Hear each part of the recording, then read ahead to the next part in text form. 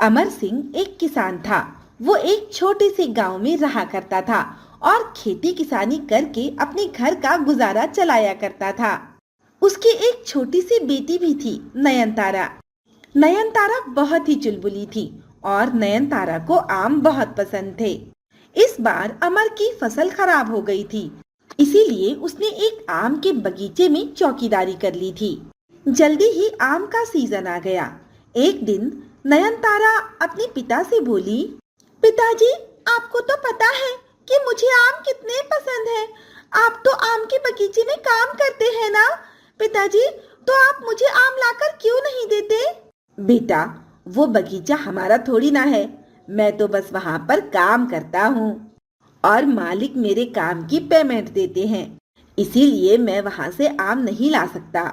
हाँ, लेकिन इस बार जब मुझे मेरी पेमेंट मिलेगी ना, मैं तब तुम्हारे लिए आम ले आऊंगा। पिताजी, आप तो हमेशा ही ऐसा कहते हैं, पर लाते कभी नहीं। नयनतारा, अपने पिताजी को परेशान मत करो। उन्होंने बोल दिया ना कि वो आम ले आएंगे, तो बस फिर अब चुप हो जाओ। और हाँ, तुम दोनों जल्दी से हाथ पैर धो लो, मैं खाना लगा देती हूँ। जल्दी से खा लो, और फिर कल तुम्हें सुबह स्कूल भी तो जाना है नयनतारा। इसी तरह दिन बीत रहे थे। आम सारे पककर तैयार थे। एक दिन सेठ अमृतलाल अपने आम के बगीचे को देखने आया।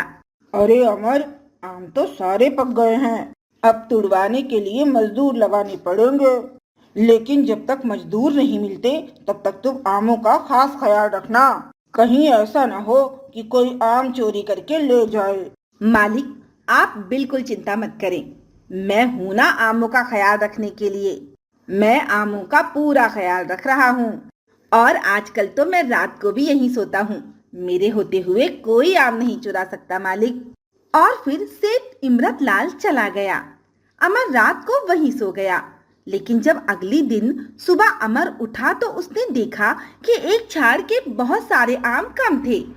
ये देखकर अमर काफी हैरान हुआ। अरे, ये क्या?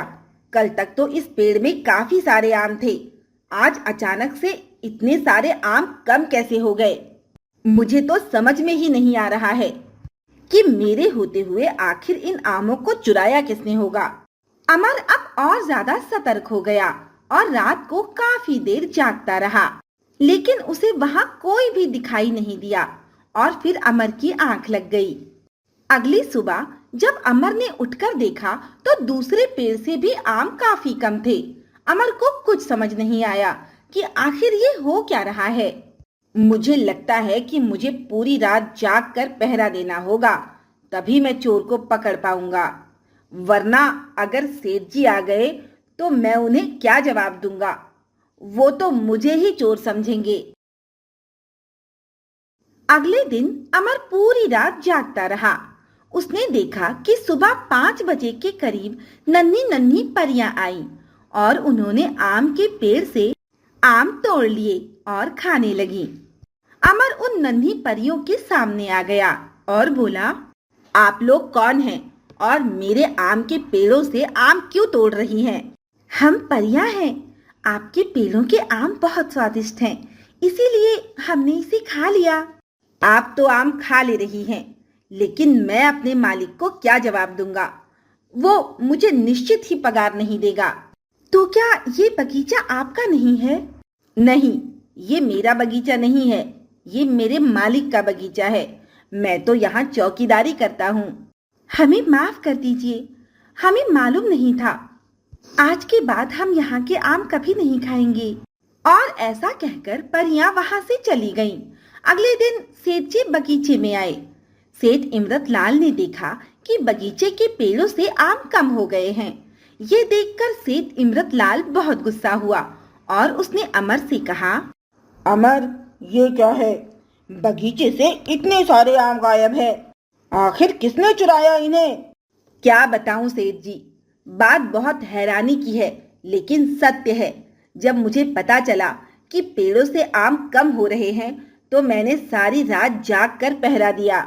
मैंने देखा कि सुबह के 5 बजे कुछ नन्ही नन्ही परियां आईं और उन्होंने हमारे आम तोड़कर खा लिए।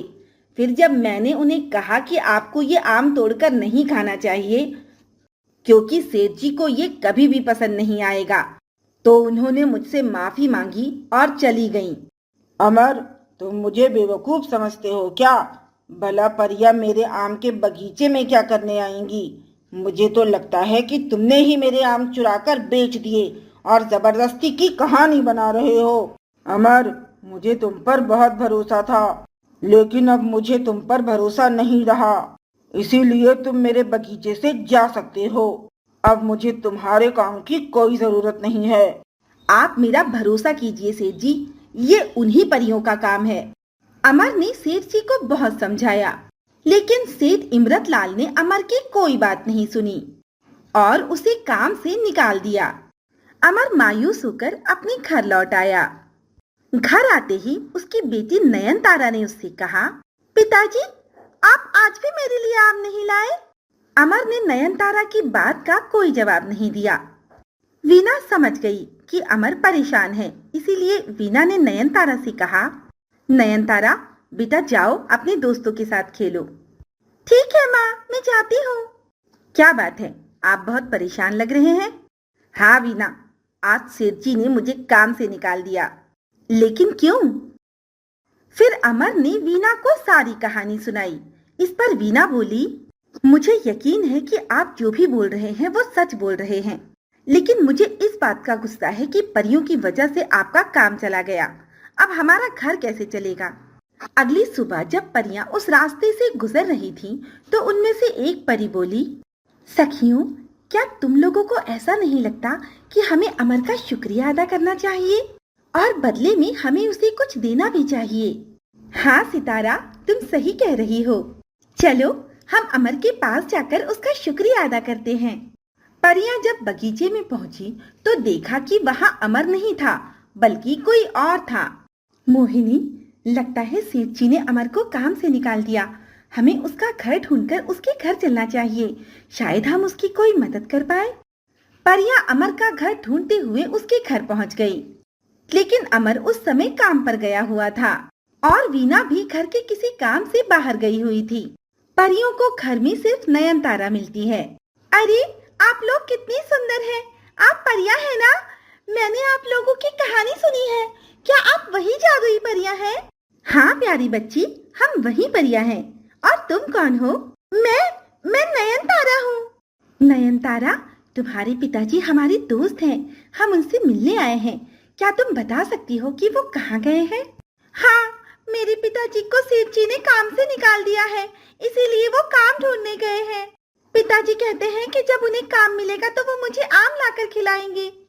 नयन तारा की बात सुनकर भी मोहिनी परी नयन तारा से बोली, नयन तारा, तुम्हें आम बहुत पसंद है ना? तुम हमारे साथ चलो, हम तुम्हें बहुत सारे आम खिलाएंगे। क्या क्या आप लोग सच कह रहे हैं? हाँ नयन तारा, सच में। अब परियां नयन तारा को अपने साथ लेकर उड़ जाती हैं। परियां बादलों की सैर करती हुई नयन तारा को अपनी दुनिया में ले जाती हैं। नयन तारा ने देखा कि परियों की दुनिया बहुत खूबसूरत थी। उसके बाद परियां उन्हें आम के बगीचे में ले गईं, जहां चारों तरफ आम ही आम फले हुए थे। पहले तो परियों ने नयन तारा को बहुत सारे आम खिलाए और फिर एक आम नयन तारा को देती हुई बोली, नयन तारा, ये आम हमारी तरफ से रख लो। ये जादुई आम है, ये तुम्हारी हर ख्वाहिश को पूरा कर सकता है। और ऐसा कहकर परियों ने नयन तारा को उसके घर पर लाकर छोड़ दिया। फिर जब नयन तारा के माता पिता आए तो नयन तारा ने उन्हें सारी बात बताई। अब अमर समझ गया कि ये वही परियां थीं, जिन्होंने बगीचे से आम खाए थे। वो तो सब ठीक है नयन तारा, लेकिन तुम्हारे इस जादुई आम का क्या काम है भला? वो तो मुझे नहीं पता पिताजी। अच्छा तो ठीक है नयन तारा, तुम इस आम को रख दो, शायद ये हमारे किसी काम का नहीं है। नयन तारा ने आम को सामने वाले टेबल पर रख दिया और फिर सभी ने खाना खाया।